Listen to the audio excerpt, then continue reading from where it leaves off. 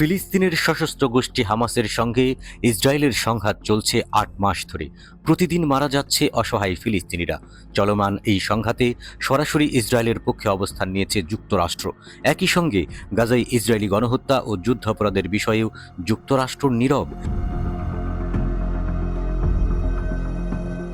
ইসরায়েলের প্রতি মার্কিন সমর্থনের প্রতিবাদে মে মাসের মাঝামাঝি ইহুদি মার্কিন সেনা কর্মকর্তা হ্যারিসন মান পদত্যাগ করেন।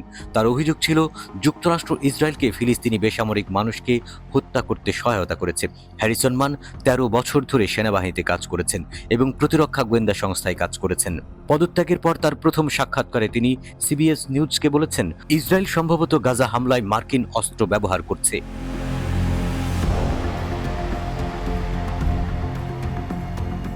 মান ইউরোপীয় ইহুদিদের বংশধর। তিনি বলেছেন, আমি জানি না আপনি কিভাবে দুর্ঘটনাক্রমে ৩৫,০০০-এর বেশি বেসামরিক মানুষকে হত্যা করেছেন। এই মার্কিন সেনা কর্মকর্তা দৃঢ়ভাবে বিশ্বাস করেন ইসরায়েলের কর্মকাণ্ড ইসরায়েল বা ইহুদিদের বিশ্বব্যাপী নিরাপদ করছে না।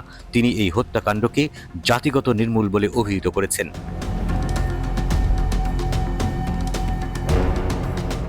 মান গত মাসে লিঙ্কডইনে পদত্যাগের ঘোষণা দেন। তিনি লিখেছেন, গত মাসগুলোতে আমাদের ভয়ঙ্কর ছবি দেখিয়েছে এবং আমি আমার চাকরির সংযোগকেও উপেক্ষা করতে পারিনি। এটি আমার লজ্জা ও অপরাধ বোধের কারণ। এই মার্কিন সেনা ইসরায়েলের প্রতি যুক্তরাষ্ট্রের জোরালো সমর্থনের সমালোচনা করেন। তিনি দৃঢ়ভাবে বিশ্বাস করেন অনেক নিরপরাধ ফিলিস্তিনিদের মৃত্যু ও অনাহারের কারণ এই সমর্থন, এবং এই সমর্থন একটি বৃহত্তর যুদ্ধের দিকে নিয়ে যেতে পারে।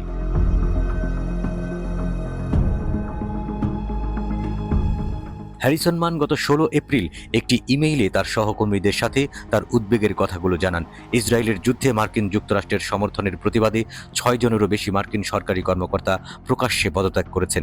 তবে সামরিক ও গোয়েন্দা বিভাগ থেকে হ্যারিসন মানই প্রথম। তিনি বলেছেন, আমি বুঝতে পারি যে লোকগুলো যদি রাগ করে যে আমি এই বিষয়ে কথা বলার সিদ্ধান্ত নিয়েছি, তবে আমি মনে করি না যে আমার কাছে খুব বেশি পছন্দ ছিল। ইসরায়েলকে সামরিক সহায়তা দেওয়ার প্রতিবাদে গত অক্টোবরে মার্কিন কর্মকর্তা জশ পল পদত্যাগ করেন।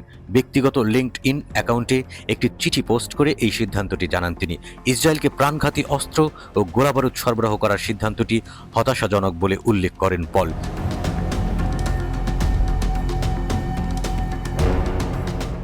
তিনি বলেন, ইসরায়েলের প্রতি যুক্তরাষ্ট্রের সামরিক সহায়তা দেশটিকে গাজার বিরুদ্ধে যা ইচ্ছা তাই করার বৈধতা দিচ্ছে।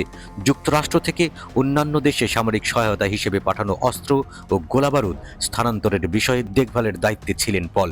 প্রথম পদত্যাগকারী জশ পল বলেছেন, আরও অন্তত ২ ডজন কর্মকর্তা বিবৃতি না দিয়ে চুপচাপ সরে গেছেন।